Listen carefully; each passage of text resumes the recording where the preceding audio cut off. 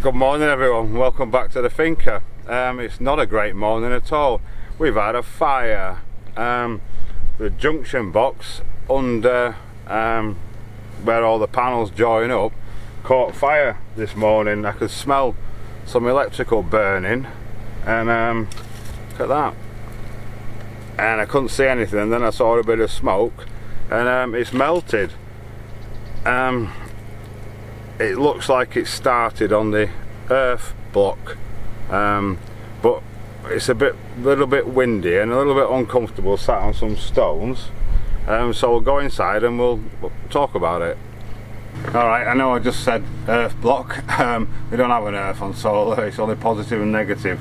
It looks like it started on the negative block because all the wires on the positive are all intact. They've also got the sheathing on them and everything. The one that's worse gone is the main connector that runs to into the house. That's completely sort of burned away, and then the others are just been burnt on the sheathing. What normally causes fires? Well, loose connections. They're still tight. The block is 125 amps. The solar panels, the combined total of them all is less than 80, so that shouldn't have been an issue. I'm having a quick read, and water ingress possibly, or water and oxygen can cause a fire to arc. Yeah, so I don't really know. Anyway, but in the meantime we've got the generator running. We've got no power coming in from the solar at all, so I need to get something wired up. So this is the connector block on the other set of panels. This is exactly what that one was like down there. Same thing, you can see it's a 125 amps at 40 degrees C. There's the lid. Yeah, so what I need to do, I think anyway, is take this one off, move it down to the bottom panels, which are just down there, and at least get us 4 panels up and running. Right, okay, so I'm just going to disconnect this box. I can't use these panels because I had to chop through the wire down there, plus half of it's burnt away.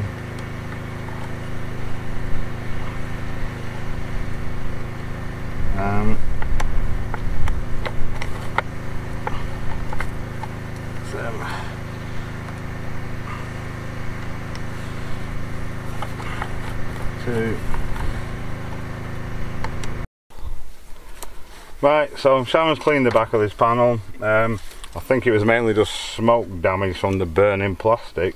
I'm just preparing these wires now to hopefully get these 4 up and running in the next half an hour or so. So I'll crack on and come back to you when they're all wired up. You can make that out under there. The panels are all now connected back into the new junction box, connected up to the house. I've just got to plug them all back in and we'll go and see what we've got. Well, it looks like we've got bigger problems. They must have blown something in this unit because it's now no longer charging the batteries. Fortunately, I've got a separate charge controller here which is spare, which I've managed to wire them up to. The panel that had the fire under it is working perfectly, thankfully.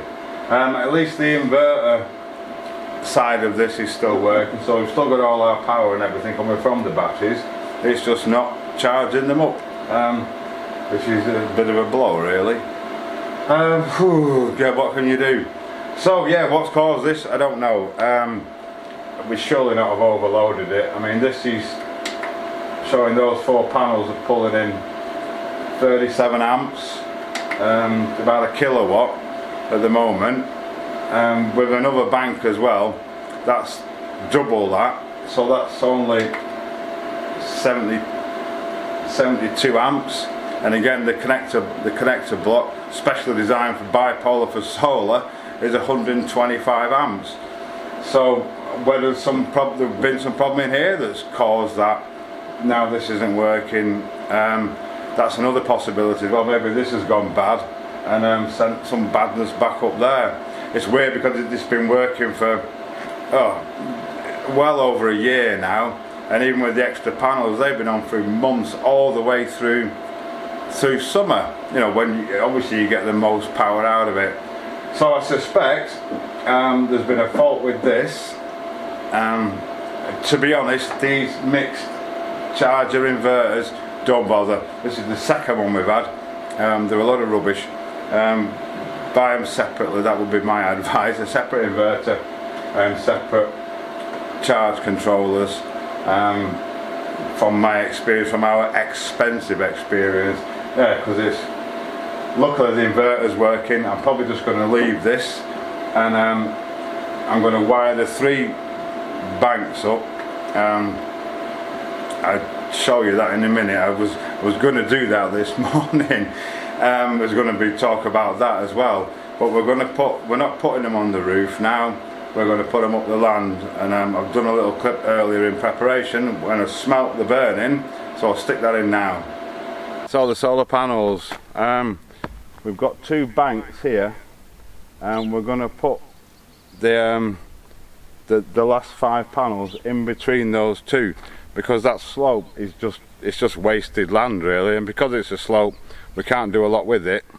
So yeah, we decided we're going to put another bank of 5 along there, which will give us fantastic amounts of power. Thanks again to Paul and Anya and Fortuna Logica, who kindly donated the panels to us. So I've got Eddie the digger booked, because we're going to do them slightly differently this way with posts. We're going to auger some posts in, do some big pieces of steel possibly, and do it the easy way. And then we're going to dig a trench to where behind the stable, and then run the cable behind, probably through some heavy duty conduit. We've got some big pipe left, and into the house that way, because we don't want to start digging here too much, because there's all sorts of stuff underground and we don't want to be hitting anything. We kind of know where it is, but they're safe and sorry. Straight out there, out of the way, gone into the house, into the charge controller. So that's going to be coming up in a couple of weeks.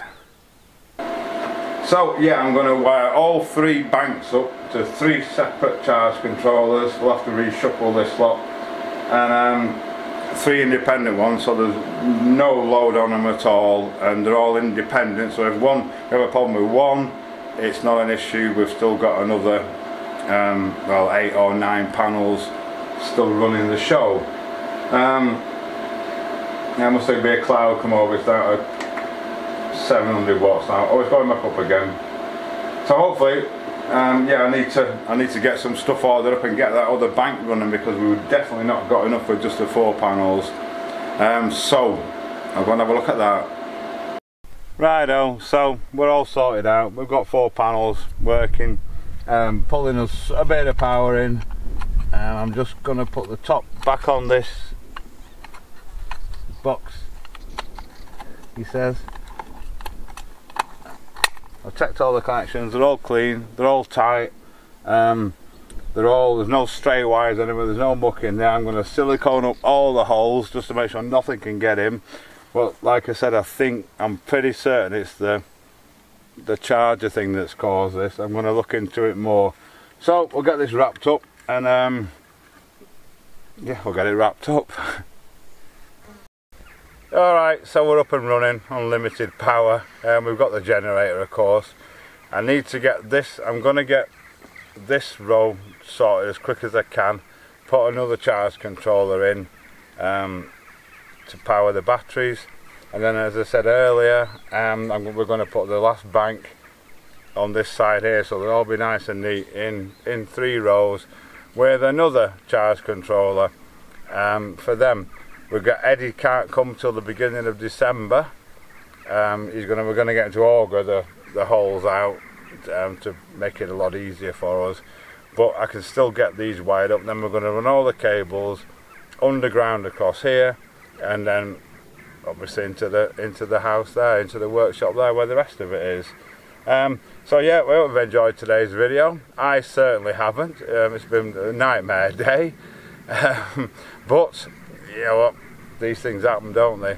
I need to look into it. If anyone's knows anything about why that might have happened, say that everything, the cable and the connections were sized massively over what they should have been or what they needed to be.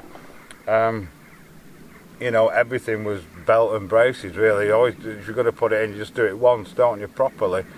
My thoughts are that inverter charger has somehow caused that. Maybe it's shorted out in there, sent a positive back to this. I don't know. So yeah, if you do have any ideas, any knowledge on this subject, stick it in the comments below. It'd be much appreciated. But yeah, thanks to everyone for watching again. Thanks to all the subscribers. Something a bit different. Well, hopefully we'll be back more to normal tomorrow. Having said that, we won't, because Sunday's our day off. Not that I don't think we're going to get much of a day off. I'm going to have to order up this stuff and look into what I need to get this sorted out. So we'll see you on Tuesday.